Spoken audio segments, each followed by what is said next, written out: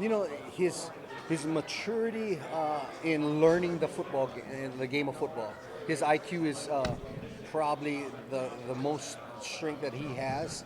And then his athletic ability, the way he runs low to the ground, his yards after contact, his balance, his vision, and then the athletic ability to catch the football and then play special teams. So he's going to be special at the next level. Looking back at recruiting, you're getting guys like you're saying, Derek Robinson, Brown, Rigdon too. What are just some of the things you saw in those guys in the recruiting process, and what excites you the most about them? I'm excited about, and it's just like the underdog mentality, the toughness that they bring, the mental maturity, all of those things that I look for. If you look at that whole room, it's like that. They're not the entitled ones. Those are the guys that want to work, and so I've been very fortunate and to feed off of that, and they have proven to be those kind of backs that fight for every yard and earn everything. You're welcome. I'm going to probably be equal with all of them. I want to see who kind of rises to the top. I want to see who can do things that I think is their weakness, and can somebody be the all-around back. And so it's more of an evaluation to me this whole spring for all of those backs. What's it like having Trenton on the staff and getting to work with him? It's incredible because I've worked with Trenton for 4 or 5 years, and we became pretty close. And now, hopefully, teach him from the counseling side of football, all the background stuff, not just the X's and O's, and on how to treat your players and how to recruit and those kinds of things. So it's exciting, and he's a sponge, and he wants to be good at it, and hopefully learning from me, and I'll learn from him as well. But I'm excited to work with him because I know the type of the person he is.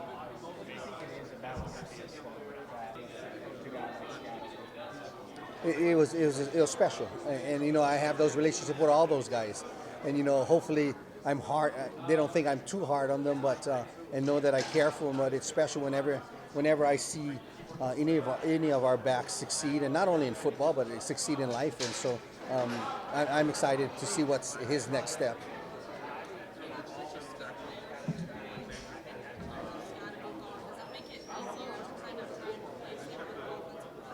I think that there's going to be a lot of positions that are going to share that productivity.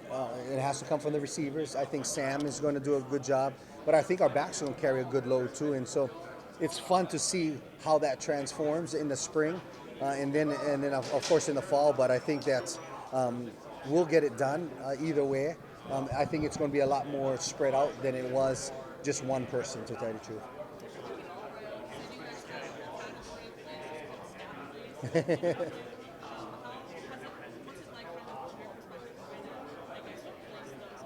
That's going to be very hard to place because when we go back and evaluate and self-scout ourselves, we say that's a scat run. Well, what is a scat run? It's supposed to go 4 yards, but then it goes 30 because he did it all himself. So how do we replace all of those yards? And so it's going to be hard, but I think somebody will step up, and every year that happens. And so we'll see, but it will be very hard.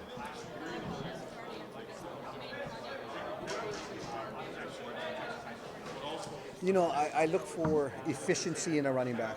Somebody that is a one-cut north and south guy, that comes with maturity, that runs with low power, pad level, runs with power. And so that's the type of guy that I wanted more than the flashy all-around back. I wanted that hard-working guy, and I think because that was a good fit for our room and what we needed, and so he's the guy that we targeted.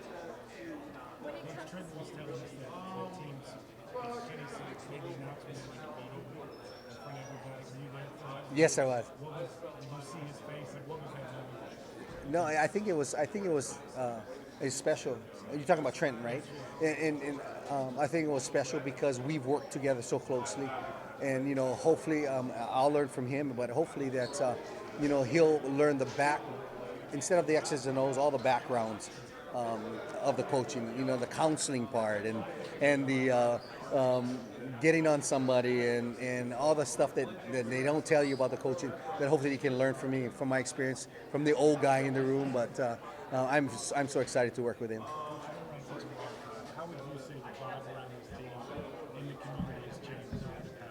Well, when we talked about it is, now in the community, everybody's wearing Arizona State stuff. And that's something that we dreamed about.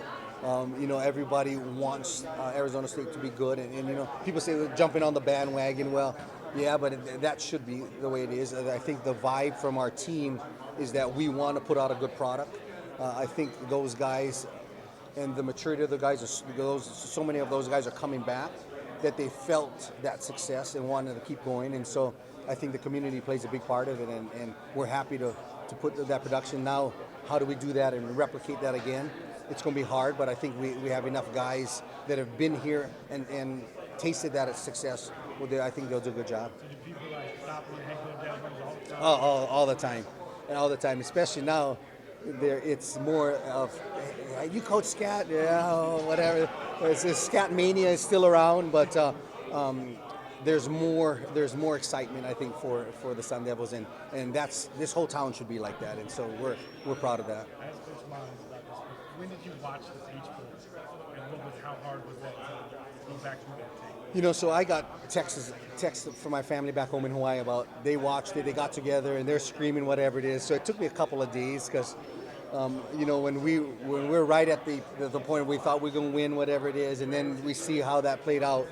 It probably took me a week, and then I watched it. I kind of skipped through the first half, and then got to the second half. But I was proud of our guys and the way they fought back and gave us a chance to win the game. And so, but it took me about a week or so.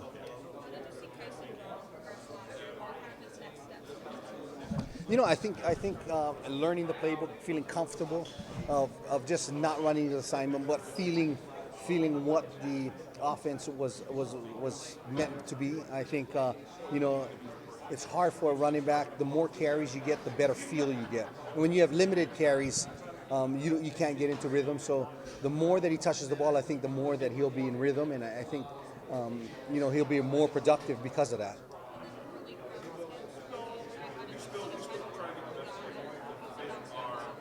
He's been good, and he goes to treatment all the time, and he wants to get there. So there's a hungriness about him, but I'm excited because he brings a whole different dimension to the offense because of his quickness and his ability in space to make people miss. And so I'm excited, so we can hopefully keep him healthy. What does that mean for Charlie Rainey to get the NFF Distinguished Arizona here? What does that mean as a staff for you to have someone? That was huge, and so we talked about it before because 2 years ago I was presented that, and I just told the only reason why we're getting those is because the two of us are getting really, really old, and so but it's huge accomplishment, and I think that he deserves it. He's been around Arizona football and has done an incredible job wherever he's been, and I'm so happy for him, and it's an incredible achievement.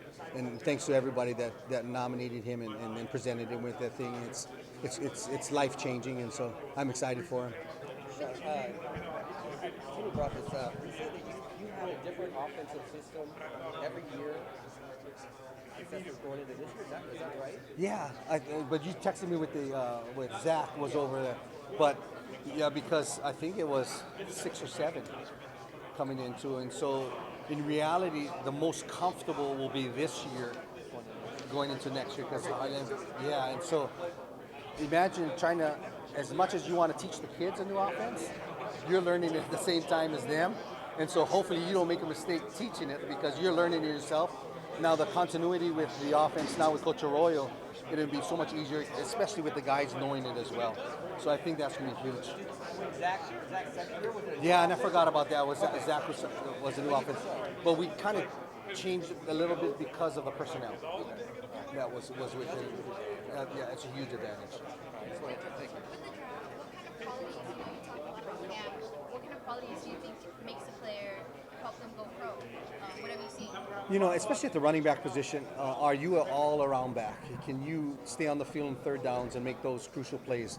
But I think if you're not a starter at the next level and you're coming in as a rookie, are you sustainable and being there to be a special teams guy? Can you play all of those positions? Can you battle mentally and be prepared to not be the guy now and learn from the veterans there? And so I think he has all those attributes, and he can play special teams, and so he'll be very good for a team going forward because there's a lot to learn in the next couple of years for him.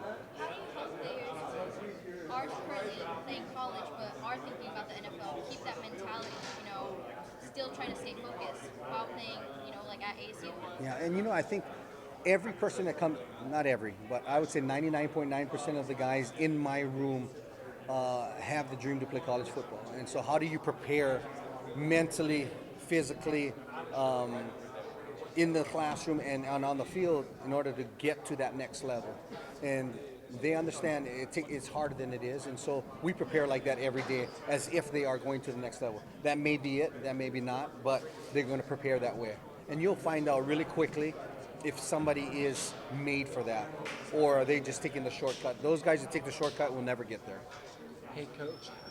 I'm sure you've been asked this a ton, but with a player of Cam Scadaboo's caliber leaving, how hard is it to fill that void, and who do you expect to step up in that role? I think it's an open tryout for all those guys to step up. We're not set on one person. I think Sip being there and playing the most as the front runner, but that's his to lose as well. And so, how do you make up those yardage for Cam? That's going to be tough. But like I said earlier, the same conversation is how was I going to replace Eno Benjamin?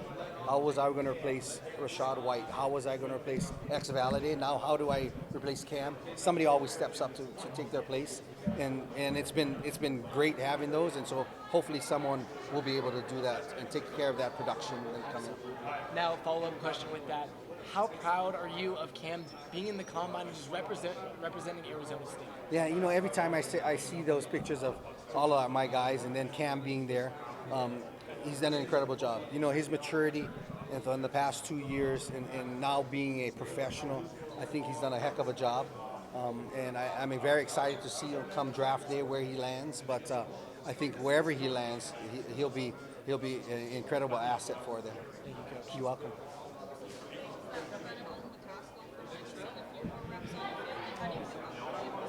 I'm excited about him, to see him at full strength. I think a little bit of the injury bug hit him, but to see him full strength and see what he can do like he did his freshman year, we're waiting for that, and so I'm confident that he'll get there, though.